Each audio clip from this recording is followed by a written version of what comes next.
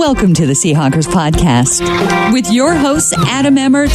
Unlike John Gruden, I'm going to look at this and try to figure out the real reason why that pick occurred. And Brandan Schultz. He's like Tim Allen in the Santa Claus movie. He literally becomes something he doesn't believe in. Go Hawks! On a quest to own the West, yippee-ki-yay, we make the ground shake. On game day, 12 man, yay, feeling it is vital. The Seahawks coming to take division title. Welcome to episode 180 of the Seahawkers podcast. I'm Brandan Schultz of the Military Seahawkers. Joining me, my good buddy and Montana Seahawker, Adam Emmert. Hey, man, how you feeling after the most winnable loss that we've had in years? Second most winnable loss? It's right there.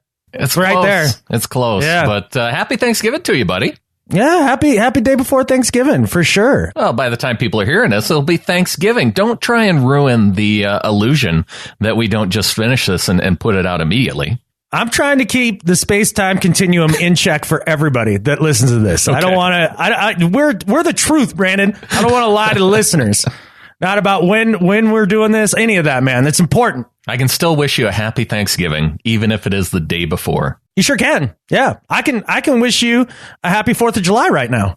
Even though it's a ways away, I can still wish you that. You can do it, yeah. Yeah, one of the things I can't wish you was a win over the Falcons because it didn't happen, man. I mean, you could do it, but it would be... It's about as nonsensical as wishing you a happy 4th of July right now. Almost as nonsensical, exactly. Correct. And it was... Man, they had it, right? They had it at the end. I thought it was going to happen. Oh, yeah. Our friend Stephanie was there at the game who hadn't observed a loss. And when they lined up for that field goal, I said, no, this is just part of the destiny that she has to be a part of. Correct. Yeah. I mean, I really had no doubt that down 10 or down 11, that they were going to come back and tie this thing up. Like, I really thought it was going to happen. And then they score the touchdown, get the 2-point conversion, and then get a stop. And you're like, well, here we go. Yeah. Here we go.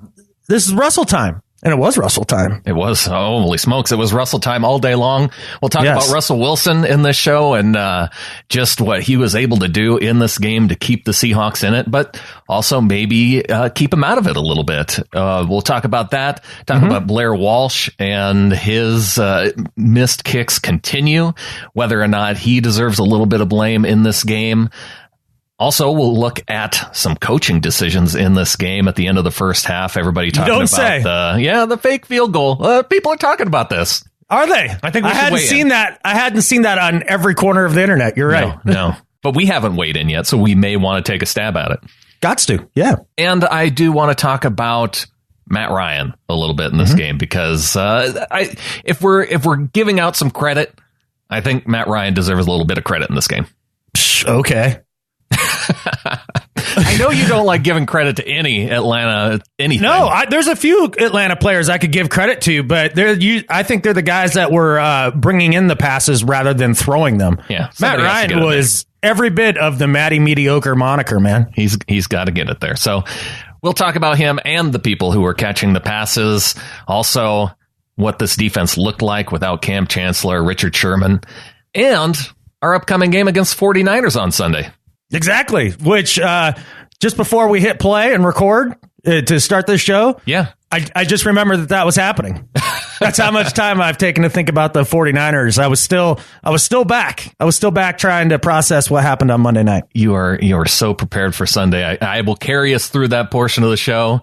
Perfect. So the Seahawks, they take the loss 34-31 in this game. As you mentioned, nearly came back down 11 points at the end of the game. The Seahawks get the touchdown. They get a 2-point conversion. And a 2-point conversion is just, it's not something that we normally see from this team, is it? And they did it. So when you see that, you get encouraged. They drive down. They get in position for a final 51, 52-yard field goal. Blair Walsh just comes up short. Just short. Just short, but let's start with Blair Walsh, I guess, because that's one of the guys that I've seen thrown under the bus a little bit for this loss. in actuality, if he does make that kick, yes, the game is tied up and we have a chance to be in overtime. And I'm sure if we win the coin toss, we win that game because they hadn't stopped us once that whole game. So yes, if he would have made that, sure, that's one of the places that you can point at besides the coaching as to one of the reasons that we lost. But you're not even in that position without Blair Walsh. And let me explain. First play of the game, opening kickoff. He boots one down to Andre Roberts. Special teams does not cover well. There's one man to beat. It's Blair Walsh. And he holds him up until the cavalry gets there. Yeah. And brings him down at the Atlanta 48. Without Blair Walsh, that's 7 points right there, like just right out of the gate. Yeah. They still scored. Atlanta still scored. They still scored, but that's a big play. Blair Walsh also made 3 other field goals and extra point in a number of extra points. Yeah. One of those field goals, 46-yarder. It was true right down the middle. So you wouldn't even be in the position there without Blair Walsh. So yes, that play could be a difference maker, but at the end of the day, that's one that I put lower on the depth chart. The way I think about it is I do expect Blair Walsh to make that kick. When he lined up for it, I had the expectation that he was going to make it and it was going to go into overtime. So I do, right.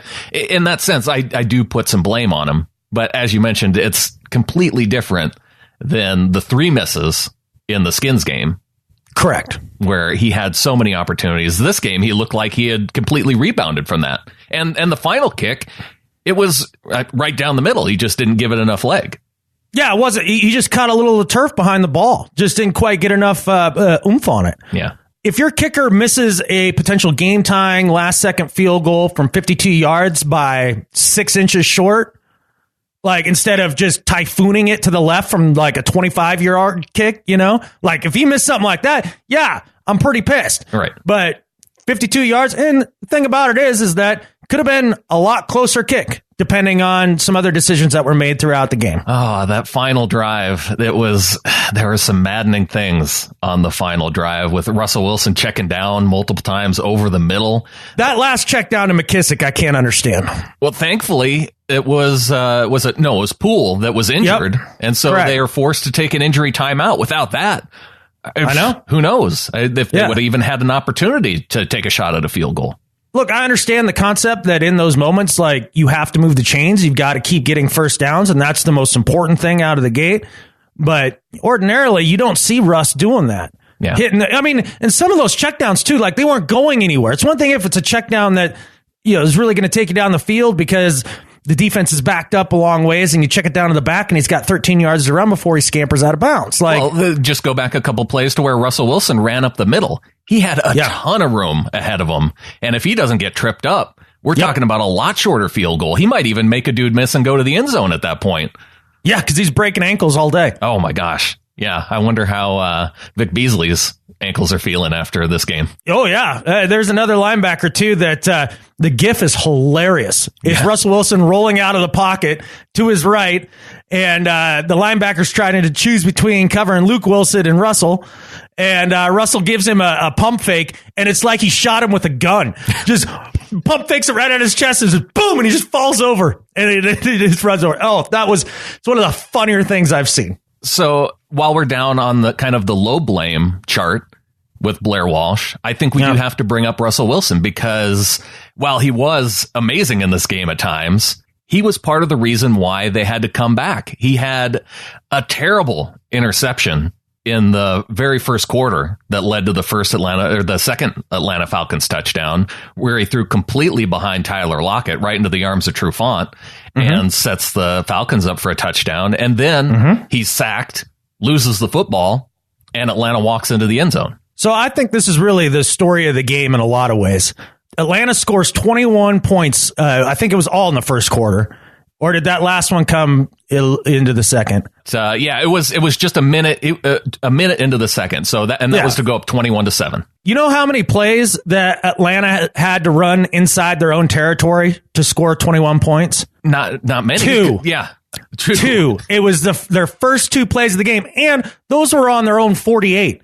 They were in Seattle territory. Right. On offense for nearly every play in that 21-point stretch, and the defense scored them 7 points. The pick was, like you said, atrocious. But I thought it was tipped. I watched that play so many times looking to see if it was tipped. And he threw it right behind him. Yeah, so unlike John Gruden, I'm going to look at this and try to figure out the real reason why that pick occurred. Like his analysis that, well, maybe Russell Wilson didn't see him. And as he's saying this dumb catfish that's coming out of his mouth, they're showing a camera angle of an uptight shot of Russell Wilson in his face staring down Tyler Lockett as he runs across the hill. Yes, he saw him beyond. You can't see a person anymore. The problem is, I think he expected Lockett to hook up right there and stop the route and settle down right there, and he continued to run. I really think that's what it was. And honestly, I think that's a misread on Russell's part because I'm sure those are option routes, right? Sure. When you're going across the field like that. In man coverage like that, you continue the crossing route. If it was zone coverage, that's where you would stop and avoid and settle down in the zone. So you think Russell thought he saw zone coverage when it was not. Exactly. It's not because he couldn't see Tyler Lockett. Shut up, John. Right. God, that was stupid. He had a couple. That made no sense. He had a couple just doozies in this game, man. And I like Gruden, but boy, that was tough. So yeah, that pick from Russell, that was egregious. That basically gifts them 7 points right there. And then the fumble, I have a hard time blaming Russell on the fumble. He's going down, getting sacked by one dude, and then another guy comes from his blind side right as he's going to the ground. He had no idea he was there. That's just tough, man. If the offensive line doesn't get smoked on that one particular play, that's not a fumble. So again, there's another play right there that could have been made if we just hold a block a little better, keep a guy off Russ. That's 7 points right there that could be taken off the board. And third downs too, you can look at in those first couple drives for the Falcons because they had a 3rd and 5 early on in that very first drive, gave up a short right pass for 9 yards, kept the drive alive. On the Falcons' second touchdown drive after Russell Wilson gave up the interception, they had a 3rd and 7 where they gave up 11 yards. That could have been a field goal that they held them to. You brought up some good third downs, and honestly, there's 2 others that I think were even bigger. Yeah, I wasn't even. I'm just looking at the very first 2. Oh, okay, all right, cool. Because one of them, do you want to talk about that 3rd and 15? Is that one that's that's on your radar? That one was on my radar too. Yeah. Okay, good. Because that one led to a field goal, right? That put them up 24-17. That's correct. And that was probably the most egregious one apart from the Matt Ryan run on 3rd and long, where he had on 3rd and 8. Yeah. And do you blame the team on that or do you blame somebody else on that? Because I blame somebody else on that one. And I do not like to catfish about officiating. I hate doing it. I think it's a weak excuse. I don't like doing it. Missed hold on that? Not a hold. Michael Bennett blows by the right tackle, causing Matty Ice to roll out to his left. He's bearing down on him, and the right tackle shoves him to the ground from the back, puts both hands in the middle of his back, out in space, right in front of the freaking official, smashes him to the ground, and it's the only reason Matt Ryan gets down the field and converts that 3rd and 8, which then leads to the Tuiolo, or however you say that stupid tight end's name, touchdown. That right there, oh man. I threw something. I almost broke my remote. I was so, I don't know how you missed that call. So there was that. And then while we're on the topic of calls, there were 2 times where I saw where an Atlanta defender was on top of a Seahawks player, just with his face in his grill, barking at him for way longer than it should have been. There were no, I hate taunting calls. Who gives a shit? Yeah, when it's that long, though, it's that obvious. Just because your trash talk is good and it takes a little while to get out, it is because it's well thought out in a large statement doesn't mean that it should be a penalty. If another man is laying on top of me on the football field for more than he needs to get up off the ground, then I get to the point where I might start throwing punches. That's called football. Yeah, okay. That's what you do. No, there's a lot of the other calls, dude.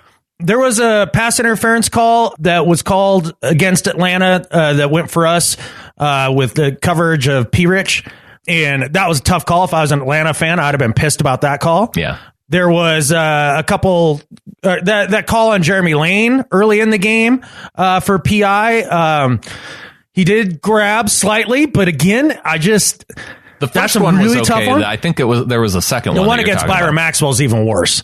Yeah, like what? That's just playing defense. Like, what else do you want him to do? Like, that was bad. So there's some that went back and forth, but man, that 3rd and 8 one, that block in the back, the no call there, geez Louise. I would be sending that. I would record that on VHS tape just so it's big, and I would do 1,000 copies of it if I'm Pete Carroll, and I'd put each one in a separate envelope and mail it to the league office every day for the rest of the year.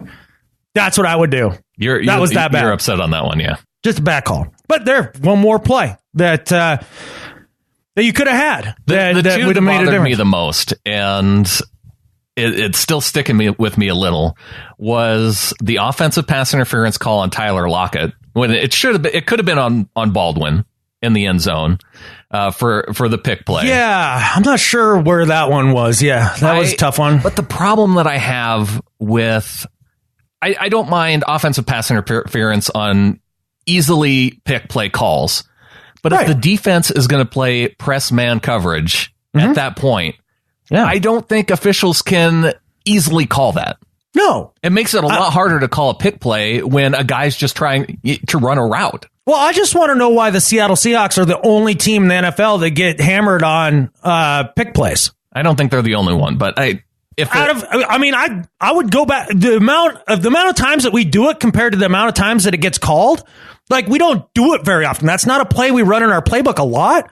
And yet the few times that we do, we get nailed for pick plays. Whereas the New England Patriots, their entire playbook is one gigantic pick play, and they never get called for it. Yeah. But whatever, that's fine. Yeah, there is a lot. There are a few little things like that. And while we're on calls, defensive holding. I'm willing to accept there may be times on a running play where a defensive player can get called for a hold. I understand that that's a possibility, but what I want is the announcers to show it and describe it so I know what it looks like. And so many times this season, we've seen defensive holding calls, and there is absolutely no replay to show what it even looks like. This is one of the oddest points of emphasis by the NFL this year. I mean, this was something they talked about in the offseason as, hey, this is something we're going to crack down on, is this defensive holding on the line. Well, if like this Sheldon Richardson penalty, I think is the one you're referring to, correct? Yeah, that's okay. The one.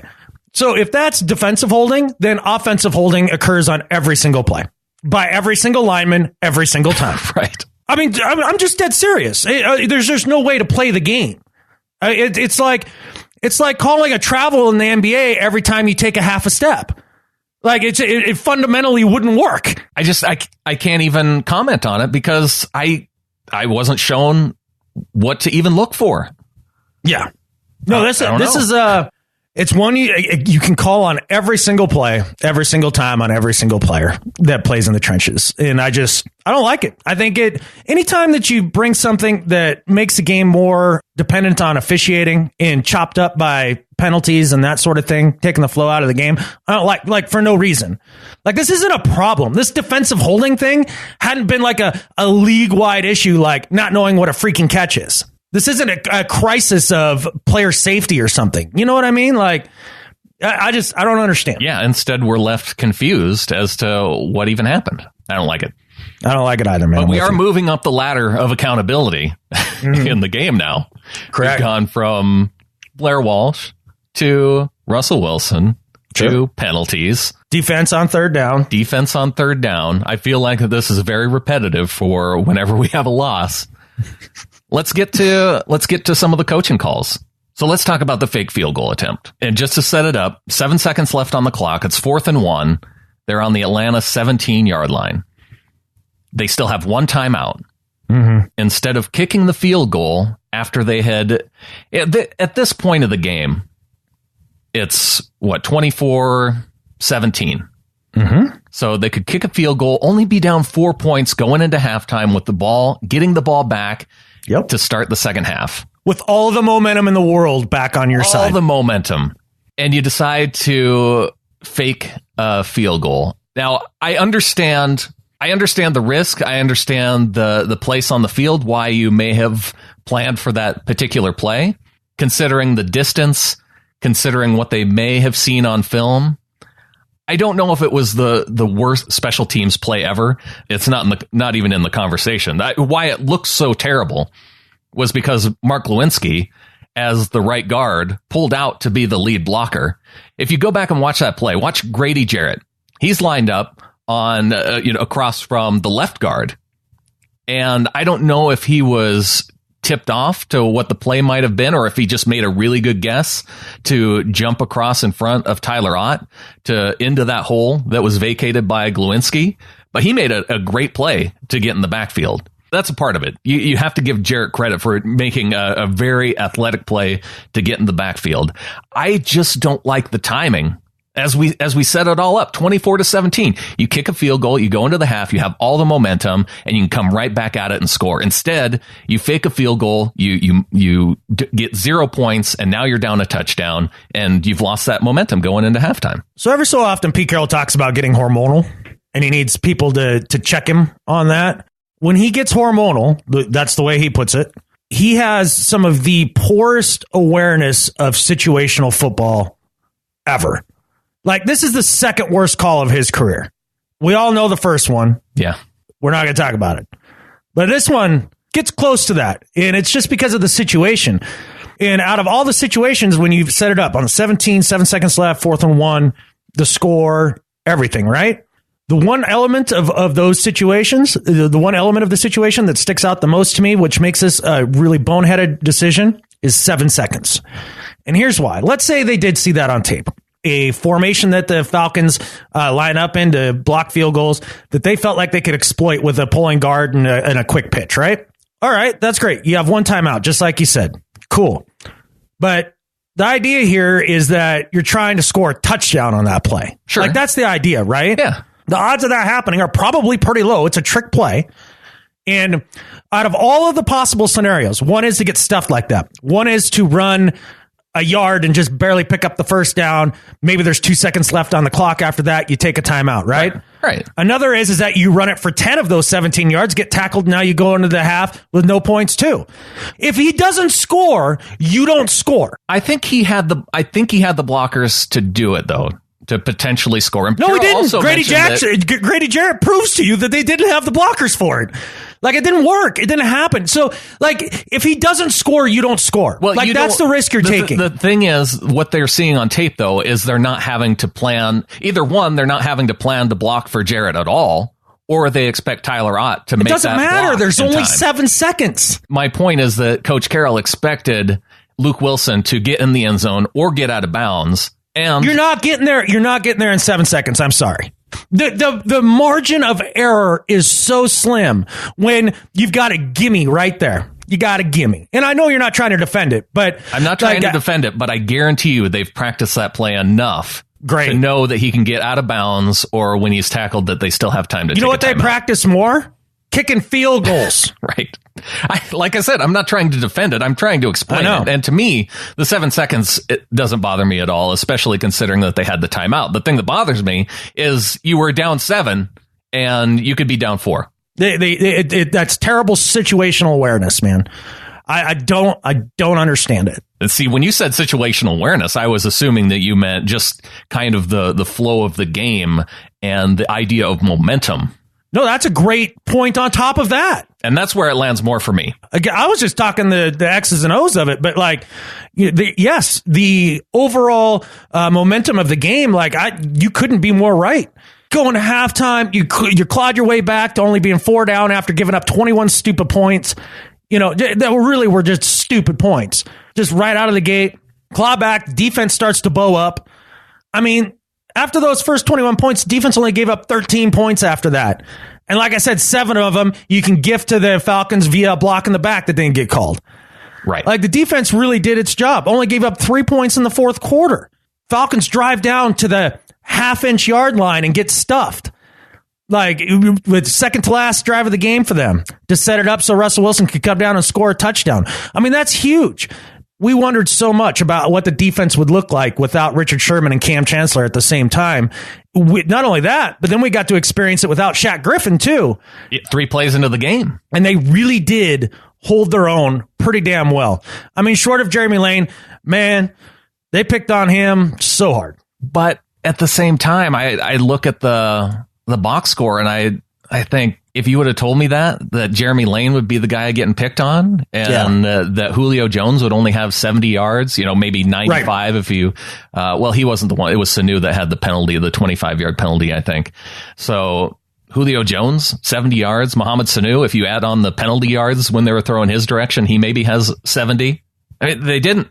Matt Ryan, 195 yards on the day, 2 touchdowns. The thing that he did, take care of the football, get rid of it, when when he was able to recognize the Seahawks blitzing and throw it up and had players make incredible catches. Right, which was a huge part of that, initial 21 points. It wasn't so much that Ryan was making spectacular throws, but Sanu and Julio Jones and Hardy were all made a spectacular grab on those first 2 drives that really led to that 21 points. And conversely, another place that we didn't put the blame a little bit on plays that could have made the difference to bring you to victory is Jeremy Lane early. There's a tip ball right at the goal line on the second drive. Oh my gosh, yeah. And it hits 3 different guys' fingers, but it hit his first. Naj Jones could have been there to scoop it up too, but he's not a corner. Again, when we talk about expectations, I expect Jeremy Lane to catch that pass. Yeah, me too.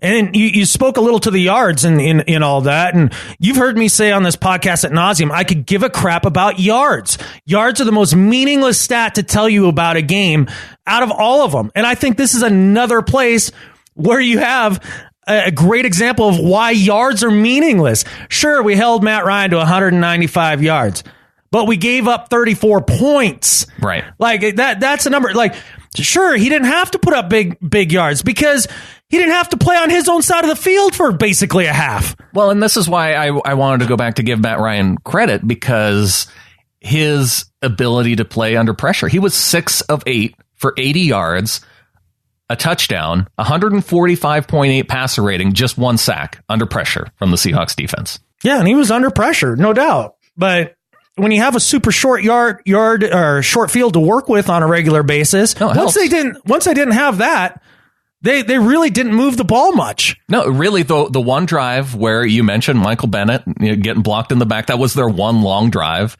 that resulted in the one long pass to a tight end to the end zone. And that was it. He didn't do squat. The people that did all the work on all the little bit that he has in the box score there was all Julio Jones and all Sanu. Matty Mediocre was exactly Matty Mediocre. If you turn on the game tape, let me tell you something, right, Brandon. If you took the game and you could erase the score from the screen so you could never see it and you never knew who was scoring what at any given point, but you just turned on game tape of Russell Wilson doing things and then you turned on game tape of Matt Ryan doing things, which one looks special? Well, I know the answer to that. Which one looks like just another guy doing quarterback things? Just regular quarterback things. Top 10 quarterback things. Wow, not even close, man. You are so far off on this. Have you seen the quarterbacks in the league, Adam? Do you watch the NFL on a regular basis? I know. I do watch, including Matt Ryan. He's closer 10 to Ryan Fitzpatrick than he is Tom Brady. I'm not saying he's Matty terrible. He's Matty mediocre. I don't like the mediocre term. Matty above average. Well, I don't know why you don't like it. It's amazingly descriptive and spot on. What else do you want? Matt Ryan's above average. Do we need to go down the quarterbacks in the league and put Matt Ryan where he belongs in the list and find out that he's somewhere around 12 to 15? Okay, so maybe he averages out to top 12. He's a top 12 quarterback. Top 12, top 13. How freaking mediocre is that? It's above average. Just understand that I'm very right about this, and he's super mediocre. So let's go further down the hierarchical place of blame, because there's one other coaching decision that we haven't talked about here. The decision to review Doug Baldwin catch toward the end of the game? Correct. Pete explained that one. He did say that Doug Baldwin had asked him to challenge it. He thought he had the catch. And generally, when Doug Baldwin says he caught a ball, generally Doug Baldwin's right. You know what's always right? The video. Like, that's what you have coaches in the booth for. There was no hurry. You're on offense.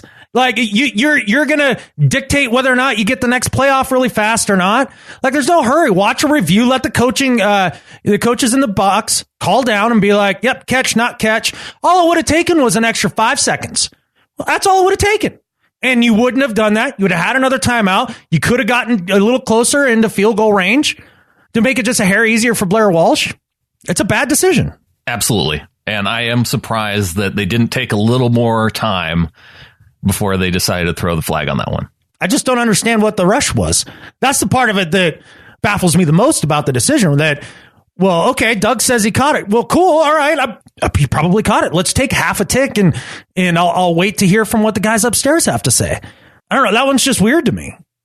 Like, just the idea that you didn't take the time when it was totally within your control. I don't know. Yeah, it was a 3rd and 1 play. Yeah. With still 9 minutes left in the fourth quarter. Wow, yeah. So to burn up your challenge then, and a timeout then, and a game that's feeling like it's a boxing match, where it's just a shootout going back and forth.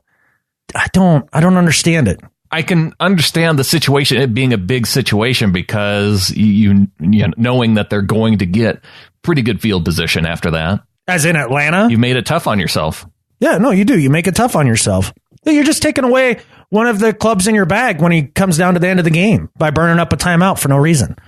But we went through the blame game a little bit and all the little things that could have happened to where we could have won this game. Felt very winnable.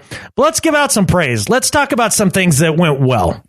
Let's talk about Tyler Lockett. He's the first one that comes to mind for me in this game because, one, it looks like he's really starting to get some of that speed back. I know people identifying earlier on saying, oh, he'd rather see McKissick out there on kick returns potentially because he looks too hesitant. Tyler Lockett looked decisive. He looked like he had some of that speed, and he earned the NFC Special Teams Player of the Week for all his returns in this game. Yeah, it's the first time that Tyler Lockett's looked like Tyler Lockett again in the return game. I didn't feel like he was going to pop one. I really thought so. They were blocking it up well. He was making good reads and good cuts. The way he trucks the kicker on the first one and continues on down the field was super fun. Big ups to Tyler Lockett. I mean, welcome back to the return game. Number 2 in NFC all-purpose yards, right behind Todd Gurley, which is kind of gross, but still. Number 2. Number 2. Yeah, Tyler Lockett, that bet's working out for you, is it not? Yeah, considering we didn't need to get to the bet. I was just pointing out the fact that... Yeah, we did. Because we need to mention how much Cooper Kupp sucks right now. That's true. He's not very good. He did fumble the ball at a critical time in that game against the Vikings, which made me a little bit happy. And had a big drop going down the stretch. Yeah. But Kupp not good. He is better than I expected he would be this year. Yeah, he's mediocre. Yeah, he's not. I mean, like him and McCaffrey. I mean, those were the two white guys we were all supposed to get excited about, right? Like that the media wanted to rally around for some unknown reason. Right. and both of them are just dudes. Yeah, I'd say McCaffrey a little bit better. Yeah, you just can't run an offense like that. But yeah, so Tyler Lockett, great game. That's somebody to give a lot of credit to. I want to give some credit to Bobby Wagner and KJ Wright in this game, and especially when it came to defending the screen. Good luck, people. I want everybody to run the screenplay all the time against us. Good luck with that, because one of those two guys is putting you on your ass 6 yards behind the line of scrimmage. You ain't fooling nobody with that garbage. It's going to be one of the two. Yeah, oh, absolutely. There's no fooling them. None. Absolutely not. That is a screen. That is a play that is no longer in your playbook when you play the Seattle Seahawks. Just rip it out because it ain't happening. And Bobby Wagner, outstanding in pass defense, too. I think 5 catches, 26 yards total going his way. Absolutely. An absolute all-pro this year. Just an amazing player. Absolutely. If we can keep him, we still have a chance going down the stretch here. That would be the straw that breaks the camel's back. Also a guy who was big in the run game, Sheldon Richardson, and had a critical sack at the end of the game to get the Falcons off the field on 3rd down. The one time Matt Ryan was sacked and Sheldon Richardson just blew his guy into the backfield and took Ryan down easily. He actually would back up that right guard into Matt Ryan's lap multiple times throughout the game. He wasn't able to quite get there until the very end, but he was doing that with consistency all game. As long as you don't call him for a hold, you're doing well. with Sheldon Richardson. Like played a whale of a game. Let's talk a little bit about our running game. Russell Wilson leads the team yet again in rushing yards with 86. Another huge day for him. Watching the game live, watching Mike Davis run was exciting. Right out of the gate, when I watched it live, I was like, wow, okay. But then when I went back and rewatched it, he's nothing else than any of the other guys that we've trotted out there. He had 2 nice runs and was bottled up for the majority of the game. The best game. Running back out there. The screen game is where Mike Davis stood out to me. The 2 catches, 21, 20 yards.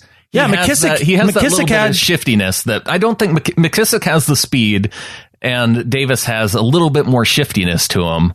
But I still, in the run game, when you're running into just a big pile of dudes in the middle, I don't know if I could pick one dude or the other. I guess I kind of give the edge to McKissick just because he's kind of a smaller dude and he hasn't gotten hurt. Right, and he's able to get it outside. He's able to bounce it outside. I thought by far the most impressive running back was J.D. McKissick. I even got a text from Jared in the middle of the game. Who the hell is McKissick? He's like, I love the way this guy plays. Yeah, with his love versatility, that he takes a full head of steam into the middle of the line. Right. I don't understand for the life of me, though, why, if you're just going to trot Lacy out there for 2 or 3 plays with you're coming off a sore hamstring, why was Thomas Rawls a healthy scratch? Was he sick? I mean, that kind of goes away from the healthy scratch thing. So I can't even be mad anymore. I've used it all up. Like I could sit here and scream into the microphone again or something. I'm not disappointed. Like I'm out of disappointment too. I'm almost indifferent about it now because the logic behind it, is Thomas Rawls sleeping with the running back coach's wife? Like, I mean, is there something like that out there? I mean, is there sleeping through meetings? Right. I mean, does he draw catfish on pictures of Tom Cable and like leave him in his locker or something or his office? Like, I don't know. I mean, there's got to be something like that. That would explain it though. Yeah, because I honestly have no idea.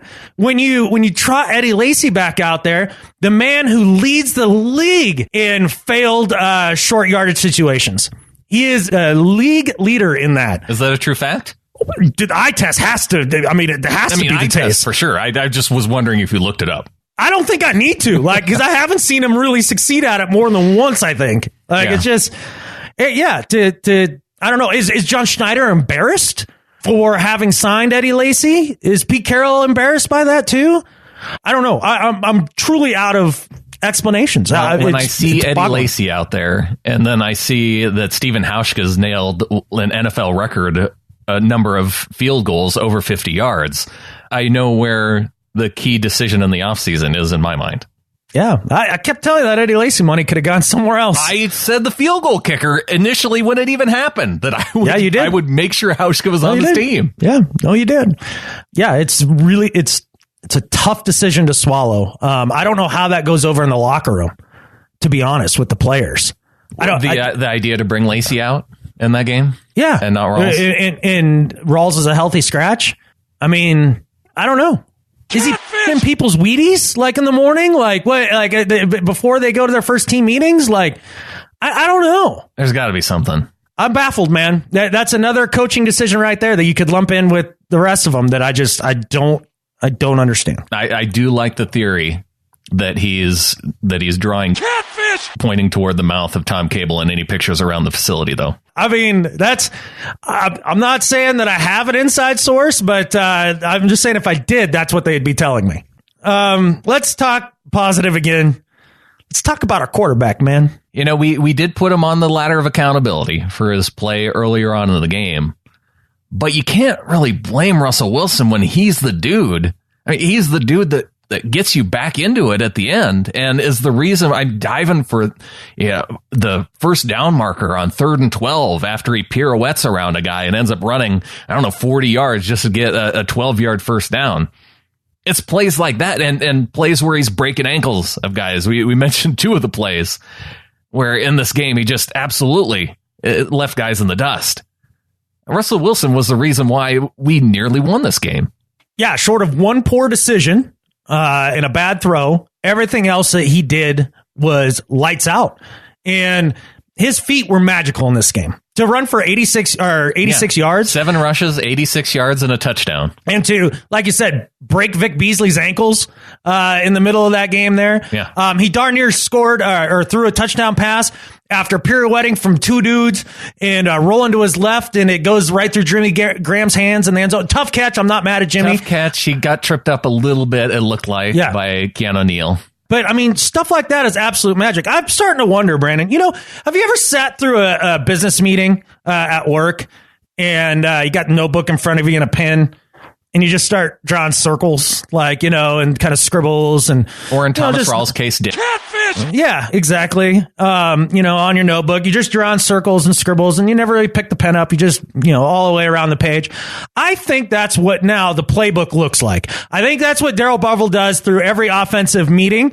And he basically is like, Russell, I came up with something, and he holds up the notebook to him, and it's just circles and lines and squiggles, just right around the backfield, because that is our entire offense right now. One read, somebody on the right side of the offensive line gets beat, and then Russell Wilson just starts running towards the wrong end zone until he can heave one up. That's our offense. But thank goodness for Dwayne Brown, right? Because it's only the right side now. I know. That's where Huge it's difference. coming from. Huge difference. And honestly, the offensive line did a decent job in this game. Yeah, and overall. he had plenty. He threw very well from the pocket.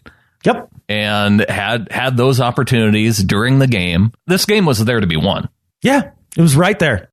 And that's why I think any reaction saying that after this game that the Seahawks are done for the season, shut it down, it's because Cam Chancellor and Richard Sherman are out, that this team is going nowhere. You're wrong. That is a complete overreaction. Because you have Russell Wilson, all you have to do is get into the playoffs. I love the narrative. Are they even a playoff team? And the second one, which is even more damning, the window is now closed.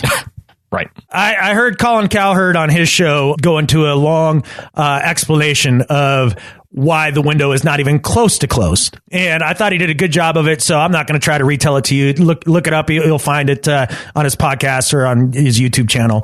But the crux of it was this. We have 2 defenders over the age of 30, and you've got Russell Wilson. Yeah.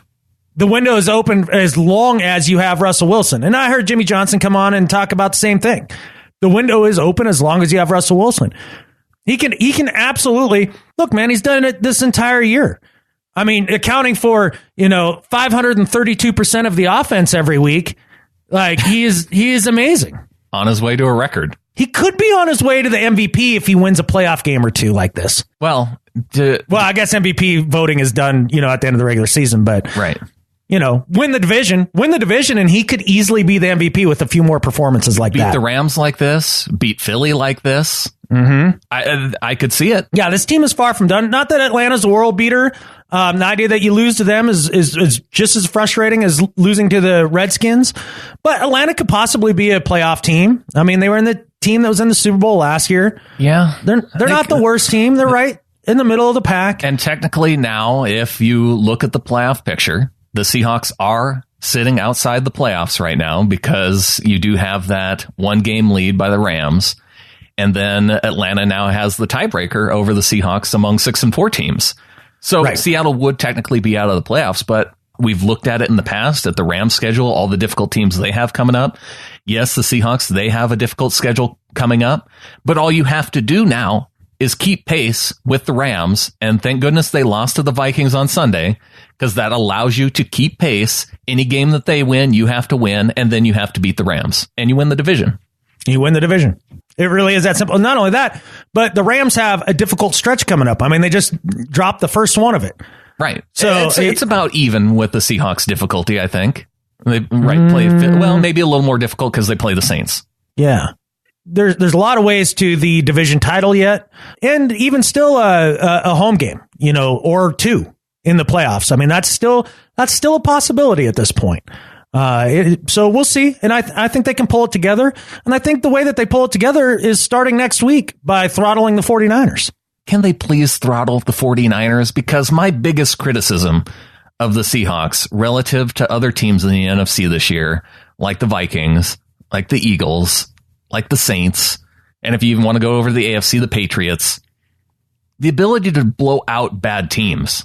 Those teams I just mentioned, they've done it. The Seahawks have had 2 blowouts, if you look at the schedule. 46-18 against Indy, and then 24-7 against the Giants. Those would be the two that you would look at just based on the score. But remember, watching those games, those did not appear to be blowouts by the Seahawks because they were down 15-10 at Indy at halftime. They were down 7-3 to the Giants at halftime. I don't count those necessarily as blowouts. I think you have to be in the lead at halftime and then finish. And the Seattle did a great job of finishing those two games. But when you're up against a team that is clearly a worse team, I like to see blowouts. And that's what from a team that I would expect to make a deep run in the playoffs. So historically speaking, when it comes to the second half of the season, when the Seahawks roll up against a bad team like the 49ers, they end up hanging 50. It seems like when they meet these teams earlier in the season, they play down to their level. It feels that way almost year in, year out. Right. This sets up perfectly for a blowout. The offense is better now than it was then. Absolutely. Yeah, I think this is going to be a tough game for the Niners. It doesn't sound like Jimmy Garoppolo is going to start. I don't know. They go back and forth. But here's what you need to know about the 49ers, because this sums it up pretty well. I clicked on their team stream on Bleacher Report here. You know how many articles there are about this game coming up on Sunday? A half of one. It's combined in with another game of NFC West game. Correct. And every other article is about next year. Oh, if you're a 49ers fan, you're looking at potential draft picks. Absolutely. Yeah, come draft time at this point of the season, you're maybe speculating on what they're going to do with Garoppolo because, like you said, the time to start Garoppolo would have been this week because the 49ers are coming off of a bye week. But we've seen John Lynch go on local radio and say that at least the 49ers now have a chip they could use to get more draft picks. That's what he said initially about having Garoppolo. Now he's backtracked on that a little bit. Yeah, the headline today is Jimmy Garoppolo is the man, maybe just not Sunday. So I don't know if he means like all the Sundays going forward or just this Sunday. Just this Sunday. That's a very cryptic way to put that, But there's been that speculation, right? That the Browns, they tried to get dude from the Bengals, right? The backup. Mm-hmm. And they tried to get Garoppolo. So does John Lynch somehow think that now he's going to, because he traded, a second for Garoppolo, that he can flip it for a first round pick from the Browns? Maybe. I think that's what I said right after the Garoppolo trade, right? That you don't play him just for that very reason, I mean, don't bring down Belichick is not going to make a trade with the Browns just as a big screw you because they fired him. There was no way he was going to trade Garoppolo to the Browns. Nope. Sorry. Yeah, absolutely not. It just depends on how much the Niners like either Darnold or Rosen or this your little quarterback Mayfield at Oklahoma. He had himself a weekend. He sure did. Sure did. That guy, when he gets into the league, he's going to get knocked out of the league in about 2 years. He thinks he's way tougher than he is, man. Like, that's not going to work well for him. Or he could be like Bryce Harper was in Major League and actually grow up a little bit when he realizes it. You think so? Maybe. Okay. Some guys do that. I mean, maybe. Bryce Harper might be the exception. Yeah, I think he might be the exception. But, I mean, there's a couple players with the 49ers to look at, defensively speaking. Reuben Foster having a decent year. DeForest Buckner. Could have had him. Mm-hmm. Reuben Foster, not DeForest Buckner. Two guys. We've handled defenses that are far more loaded than this. Ahkello Witherspoon having an okay rookie season. He was a guy that the Seahawks, that we kind of thought as a potential cornerback. Mm-hmm. I think he ended up getting picked up in the second round. Having an okay year. And look for Russell Wilson to settle the grudge, the hatchet that he hasn't buried yet with Brock Coyle. He's going to go out there and destroy Brock Coyle on the field, playing middle linebacker for the Niners this year. Yeah. I don't know what they had to have against each other, but I'm just making up a beef so that there's some bulletin board material. I want him to go after Coyle. Yeah, maybe though he's a Grizz, maybe Rawls and Coyle. Oh, there it is. Him on his way into the end zone. There we go. Yeah. Yeah. But, with a win over the 49ers, Russell Wilson becomes the winningest quarterback through his first 6 seasons. Joe Flacco, your current record holder. I think that tells you a little bit about that record. Yeah. A little bit team dependent, a little bit talent dependent. Yeah. I mean, you could have a number of different dudes in that. I think is number 2. I think it's Matt Ryan. Again, there you go. There you go. Quarterback wins just a hair less empty than yards, passing yards. Well, I'd like to see some actual passes thrown Jimmy Graham's way, because he's another guy that he could make some headlines going into this game or coming out of the game with the 49ers, because just 8 more receptions has him as the all-time leading pass-catching tight end in Seahawks history. One more touchdown puts him in first place for the Seahawks touchdowns by a tight end with 16. Can't play in this offense. No. Got to trade him. No. But he already at 1,941 yards, already the most receiving yards by a Seahawks tight end in history. Not only a touchdown in this last game, but he's the guy that scored your 2-point conversion as well. Like that, which is another red zone situation, right? Had probably, I don't know if it would have been called a touchdown, but on the one call where they got Tyler Lockett for offensive pass interference, he was awfully close to the goal line. He was awfully close. And then there was another time he was targeted where if they run a slant instead of the stupid fade, they score right there too. And the one that hit him in the hands in the end zone too. So he could have had all the scores in this game. All the scores. Yeah. No, I can't believe we went to the fade again to Jimmy Graham. Like, just one time, just for fun. Like, just funsies. Yeah, I guess. Yeah. So don't do that in the game against the 49ers. No fades.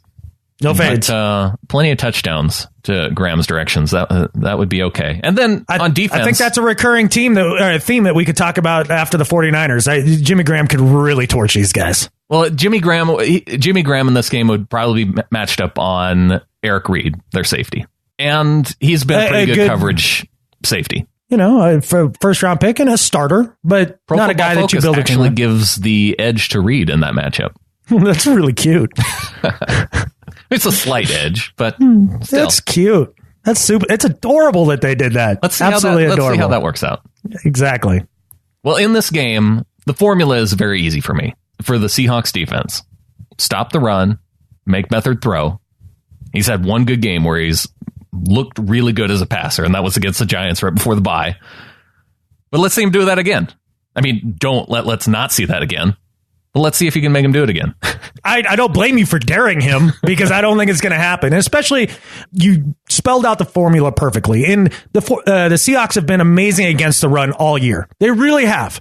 We haven't gotten smushed by the run game very often at all. And I know there was a couple games earlier in the season where we give up one or two big runs. But for the most part, even in those games, they bottled it up, and then just had one run. I think one of them was to Carlos Hyde. I just don't expect that to happen. And then if you make Beathard try to beat you with, I hope Shaquille Griffin is back. Between him and Maxwell there, Coleman playing well, Nico Thorpe playing well. Let's get Jeremy Lane out of the lineup. I don't think they have a lot of places to throw. It's gonna be a hard day for them. This sets up perfectly for the blowout, man. It really does. Pissed off after losing that game to the Falcons at home Monday night. Yeah, man, I like it. I like the way this sets up. Well, it will be the same formula I'd expect them to use again against the Jaguars in a couple weeks when they go on the road to take them on. Blake Bortles doesn't scare you? No. You must not be a Jags fan then. The only fans that Blake Bortles scares are Jags fans. That's a really good point. Yeah. All right, Adam. Well, I think that does it for this first half of the show. If people are going to go to the game down there in San Francisco, if you want to catch the game, Seahawkerspodcast.com/tickets. I was taking a look, and if you want to sit up in the nosebleeds, only about $25 a ticket to sit up there. And if you go to Seahawkerspodcast.com, are they going to give you $25 to go? They should probably. Is that how it works? If you're a Seahawks fan and you want to actually show up in a 49ers jersey, they might give you $25, but I wouldn't chance it. I would just pay the $25 to wear your own gear and you not have to risk about, getting first, second degree burns by putting on a 49ers jersey. Right. And go to the game that way. And if you go to Seahawkerspodcast.com/tickets, 12% gets kicked back to the show. Awesome. So do that. Go and watch Russell Wilson torch a terrible secondary and have a career day, man. You $25. You'll enjoy it. And be sure to check out Clinton Bonner's 3 In, 3 Out this week as we take the good, we take the bad, and we discuss our Seahawks facts of life. Which elite Seahawk dropped to an unfortunate out? And what play had us singing Dreamweaver? Read about that and much more on this week's post, written exclusively for the Seahawkers Podcast at seahawkerspodcast.com/3i30. The Seahawkers Booster Club is the official booster club of the Seattle Seahawks. Check out seahawkers.org for a chapter near you. Adam, a predictable week in the NFL this last week, wasn't it? Just easy to run down the schedule, know who was going to win, know who was going to lose. Really, absolutely predictable. It was absolutely predictable. I nailed it by not nailing it. It was great. Great week. Well, we did have one member of our Seahawkers Podcast Pick'em League get 160 points, which is about as perfect as you can do because nobody was going to pick the Giants in the Chiefs-Giants game. And no Seahawks fan in their right mind was going to pick against the Seahawks. So missing 2 games is understandable. And deck the halls with Fowls Footbally.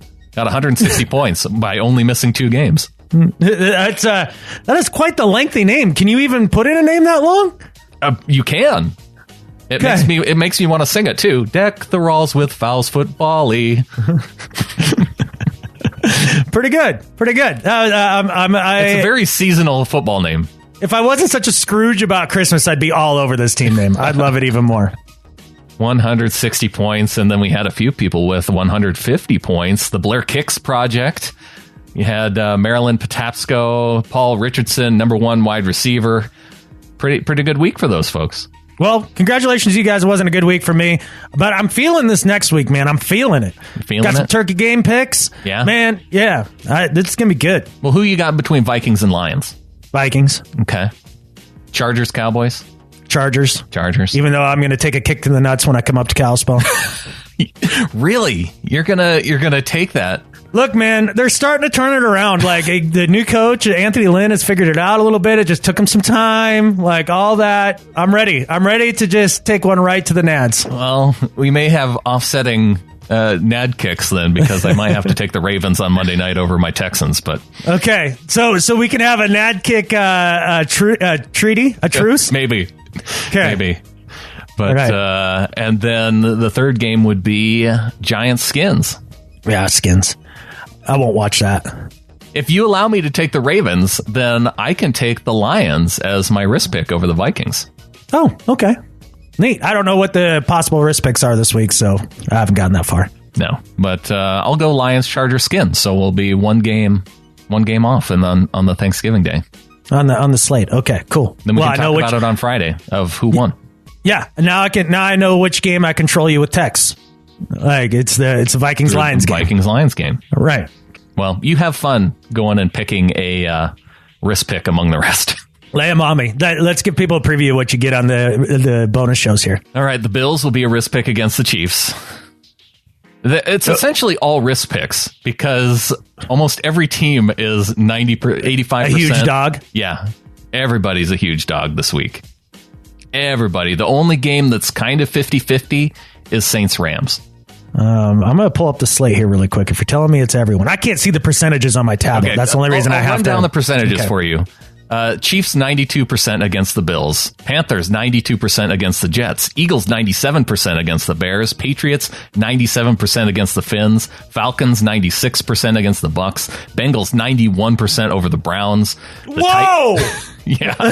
Oh, okay. Titans 89% over the Colts. Seahawks 95% against the 49ers. Raiders 85% over the Broncos. No way. Well, I guess if you know Paxton Lynch is going to play. The Jags 86% over the Cards.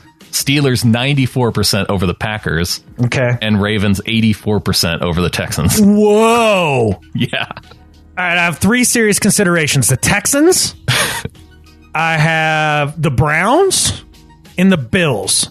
The Bills aren't 5-pick bad Nathan Peterman bad Bills. Like, they're actually going to play Tyrod Taylor again. Yeah. And the Chiefs, man, just coming off that embarrassing loss to the Giants last week. They'll bounce back. Will they? They've been in a tailspin for a while now, man. I don't even know that they're the best team in that division. It could be the Chargers. Yeah, they might lose that division. And If they keep it up, they're not going to make the playoffs. Circle the wagons. I'm going with the Buffalo Bills. All right. I got the Lions. You got the Bills. Our risky picks this week. Mm-hmm. And that is for our members of the flock. GetInTheFlock.com. We have someone taking over Flocktimus Maximus title this week.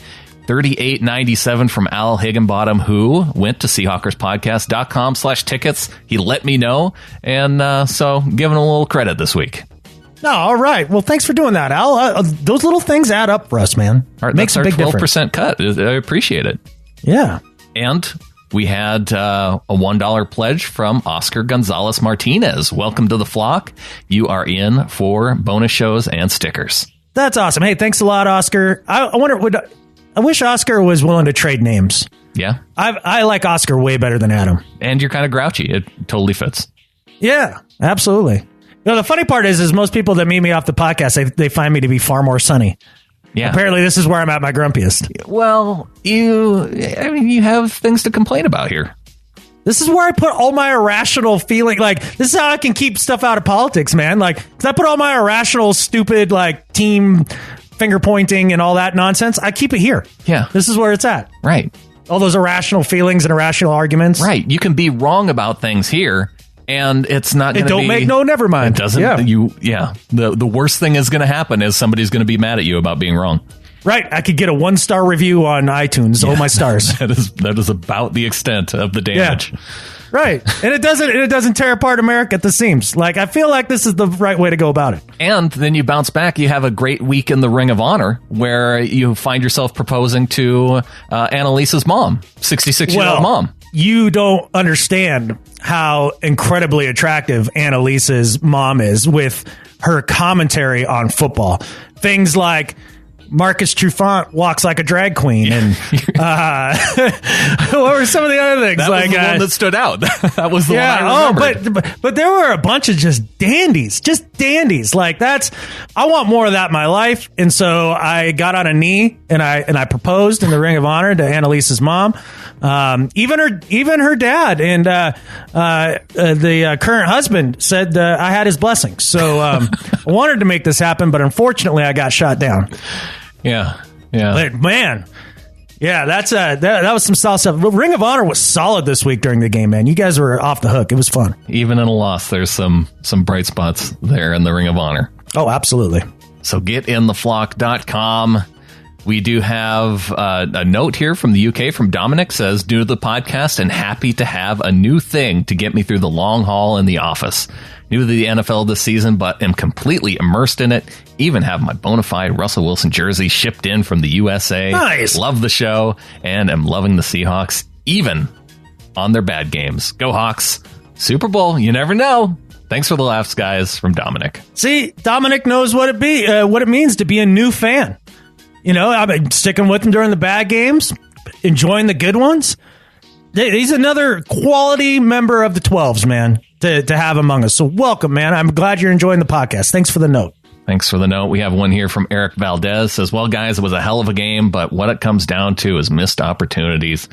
It was good to see the special teams really show up tonight, but we witnessed what we dread, seeing as the offense doesn't seem to want to score until they absolutely have to, and it's too late. I am sad to say, but this is the end of the Seahawks dynasty. I'm going to be taking a break from watching Seahawks football for a while. My family's getting tired of me breaking things. Go Hawks from Eric. Dude, all right. Eric, I can appreciate the frustration level, but I'm worried about you, man. I'm worried about you. You can't be taking a break right now. What you need to do is take all the breakable things out of the room while you continue to watch Seahawks football. Just do that. Don't deny yourself this, man. We need you, Eric. Don't give in. Don't give in to the pessimism. Proof your Seahawks watching room. Correct. Just like you baby proof a house. right. Yeah. Put all the breakable things up high where you can't reach them. Exactly. Just let your neighbors know you're going to be loud for about 2.5 hours on these specific days. It's going to be okay. It's going to be okay, man. Don't turn it off, man. Don't give up. Don't give up. Never give up. We did have Jason from Portland say that he was going to bet us a 6-pack that we got a third safety in 3 weeks on Monday. Seriously. So, Jason and Kazuo, you owe us a 6-pack. Yeah. Solid. That was a solid guess by him, though. I mean, that was a decent bet from his perspective. But yeah, you owe us. Even though we couldn't confirm we were in on the bet until just now. Right. Which I know seems shady, but trust me, we would have been in if we'd have lost. Well, when I was looking back through my email and I saw that somebody was betting us a 6-pack, that immediately grabbed my attention. Well, of course. And because this team makes daddy drink. I need as much beer as I can get. And then one here from Garrett in Northern Ontario says, looking ahead at the Rams schedule, they have the Saints, Eagles, Titans, and us. All tough games. Looking ahead at our schedule, our tough game should be against the Eagles, Jaguars, Rams, and Cowboys. Plenty of time left. Remember when we made the playoffs with a 7-9 record? Out with the negativity and on to the next one with positive vibes to everybody. Go Hawks. Go Hawks. I think, the Cowboys game is an interesting one, whether or not you can consider that a difficult game. And that, to me, hinges on two things. Is their left tackle back and is Sean Lee back? I'm not even talking about Ezekiel. He's supposed to be back, but yeah. So if they end up with those two guys back, then yeah, that might be a difficult game. If they're not back when we play them, you can rattle Dak Prescott. In my mind, part of it is it's the same type of game as the Jags game could be. Going on the road, playing a pretty good running back and offensive line. And because the Jags have an okay offensive line, right? And Fournette's finding holes. Yeah, so, absolutely. But clearly, I'm not trying to put quarterback, Blake Bortles and Dak Prescott in the same discussion, but make those guys beat you.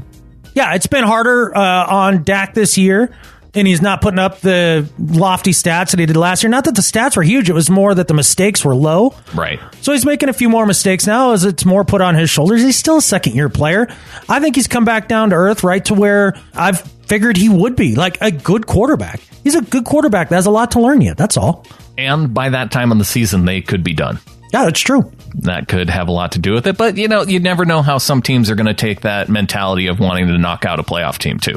Yeah, it's hard to say. I mean, Dallas teams feel like the ones that roll over at the end if they're not in it. Yeah, kind of does. And I think it does hinge on Sean Lee. And if a guy like that is banged up at the end of the year, are they really going to be playing him, or are they going to look to say, hey, go ahead and shut it down for the year and get back to being healthy, dude? We need you. Yeah, maybe. All right, Adam, let's get on to some do better and better at life. All right, my do better this week, Brandon, is for the Buffalo Bills. Because they benched T-Mobile. I praised their backup a little bit, Nathan Peterman coming in, because he was a pretty accurate quarterback in college. Looked good. Looked like he had good decision-making process and all that. Well, sometimes you're wrong. And he went out there and totally crapped the bed. Threw 5 picks in that game. Ended up losing that game because of 5 INTs. The next time I take a rookie quarterback going against Joey Bosa and Melvin Ingram, slap me in the head. That was really dumb. So it's either a kick in the balls or a slap in the head the next time the Bills and the Chargers play. Yeah. But man alive, 5 picks, and he did it all in about like a quarter and a half, seemingly. And it took you 5 picks to pull the rookie quarterback out. 5. 3 wasn't enough. 3 wasn't being like, well, okay, maybe this isn't a good idea. Yeah. It took 5 interceptions for the Buffalo Bills and McDermott to pull Nathan Peterman and go back to Tyrod Taylor, who had thrown 3 interceptions all year long. So to the Buffalo Bills for taking too long and tanking a game to bench their quarterback, do better. Wow, I thought your do better might be for Sean McDermott for not letting him stay in so he could see the NFL record be broken.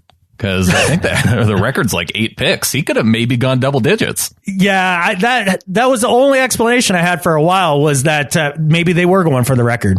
Hard to say. Needless to say, I didn't watch an ounce of that game, but I mean, I just know he threw 5 picks, and that's 5 more than you should throw. I think the entire world knows that Peterman threw 5 picks in that game, because that was not a good week for him. Nope. Well, from Bills coach Sean McDermott to Arizona Cardinals coach Bruce Arians, my do better this week, Adam. Oh, perfect. You already won. Yep, you're right. You're right. This is great. And with that, there's only one thing left to say. But you have to hear Bruce Arians, because we have been talking about this for many weeks this season, about just how Coach Arians goes off on his players and how he never takes blame for himself. Well, we've been talking about this for years. Right. We've been talking about it for a long time. And here we have the perfect example of, well, as soon as I saw this come through, I was in disbelief because after the game on Sunday, making a call on 4th down to go for it, he did the right thing. He did the right thing at the end of the game, which is what you would expect your coach to do. And here he is. Very simple. I cost our team the game. Trust is a funny thing sometimes when you can't gain a foot.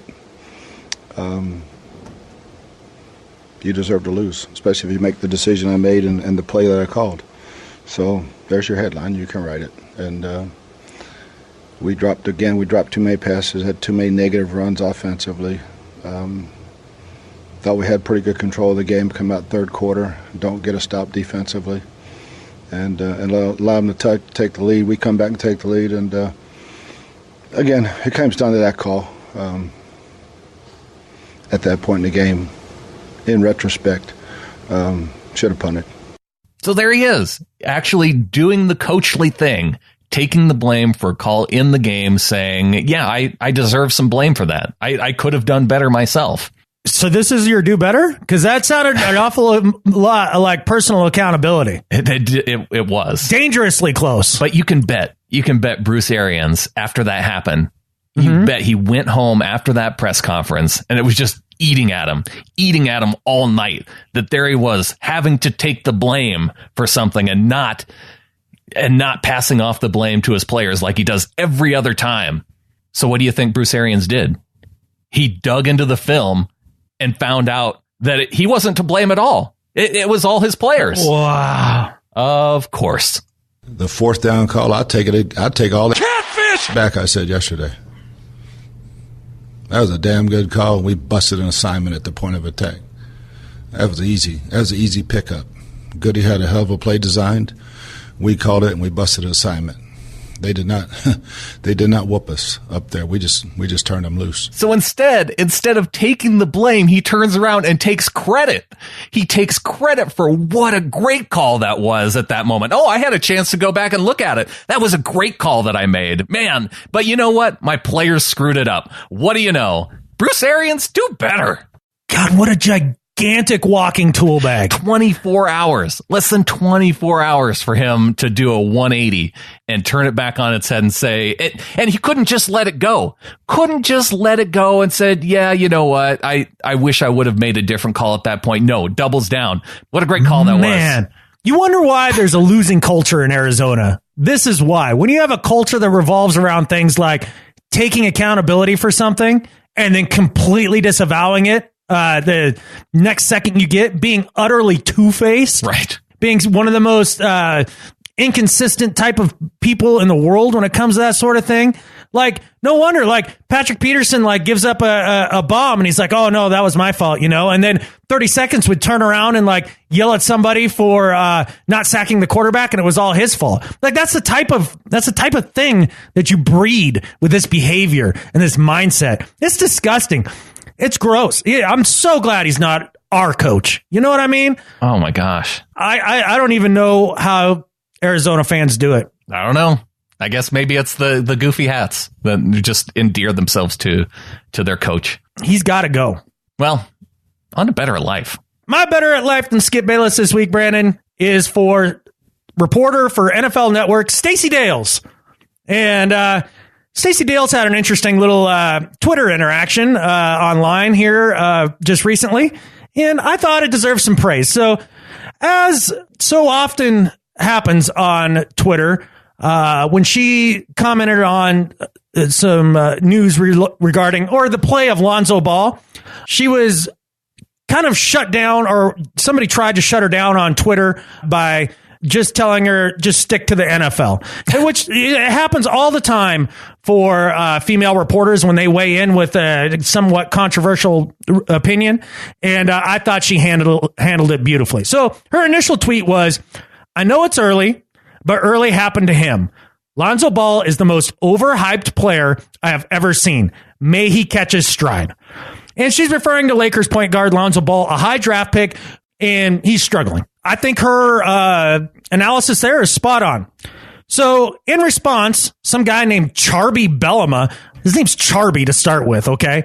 Like, it's not his fault. So, well, he responds, stick to NFL, please. That's what he tweets back. So Stacey Dales responds with, I think, a pretty good response here.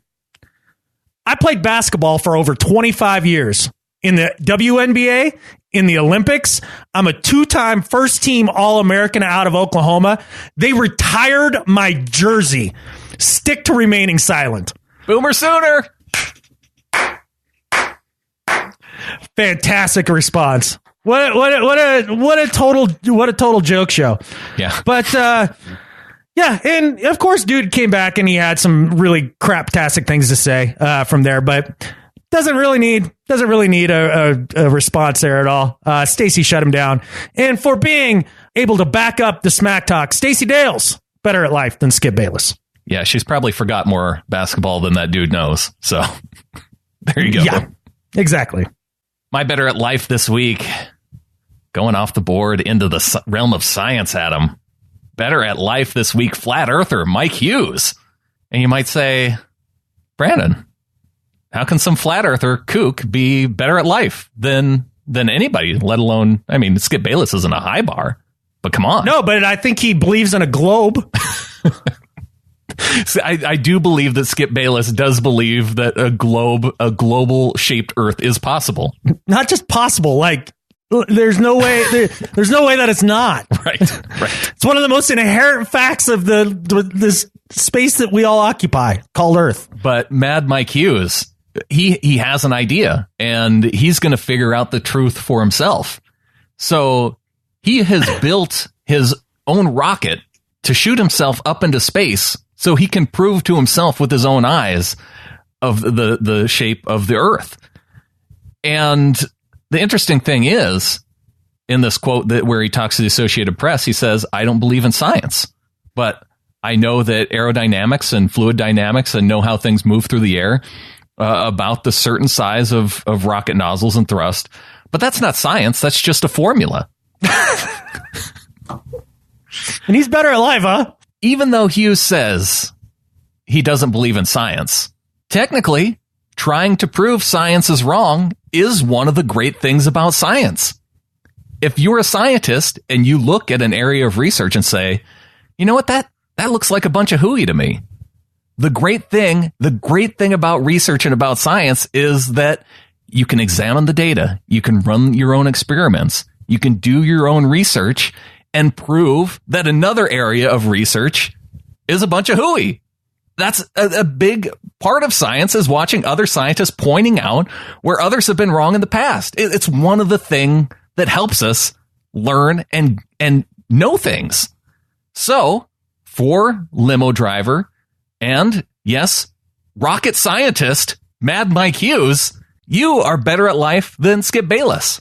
I see where you're going there, because with part, like you said, maybe the biggest part of the scientific method that makes it an effective tool to come to actual fundamental truths is the idea that it's self-critical, that you're always trying to disprove things just to be sure things hold up. And I think that's important. But in this particular case, this is great, Adam. This is great. He says that he doesn't believe in science. He's like Tim Allen in the Santa Claus movie. He literally becomes something he doesn't believe in. I kind of thought that possibly the reason he'd be your better at life in this is that he's going to shoot himself up in a rocket made out of scrap and then die, and so we'd be rid of one more flat earther on the planet. Because that was the only way I could figure you were going with him for better if that at life. Happens, because though, all the flat earthers are going to be onto the fact that it's a government conspiracy where they tried to blow him up on his reentry after he learned the truth. The best part about this is he's shooting himself over a ghost town. I'm watching on Saturday to see what happens. Oh my gosh. The rocket that he built, he's launching it off of a launcher that's built off of an RV. Yeah. It is quite extraordinary. Okay, man.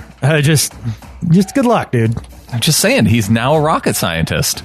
And for that, Better at life than Skip Bayless. All right, man. This was actually a fun show this week. I did enjoy breaking down this game. I was looking forward to it. I was looking forward to talking about smoking the Niners. Just saw a headline here that Beathard is indeed the starter. Garoppolo will not play. So just a little extra news for you guys. And I enjoyed it. Thanks for joining me this week, Brandan. Thank you. And in the spirit of thanks, happy Thanksgiving to everybody as well. Yeah, gobble, gobble. It's kind of like dilly dilly, but with just gobble, gobble. It was gobble, gobble turkey from Jive Turkey Gobblers, the great Jim Harbaugh quote. How in the world did I forget that? Gobble, gobble, gobble turkey from Jive Turkey Gobblers. You know, it's paints a pretty good picture of it. And I think with that, there's only one thing left to say. Gobble, gobble. Go Hawks. Jive Turkey Gobblers. Go Hawks.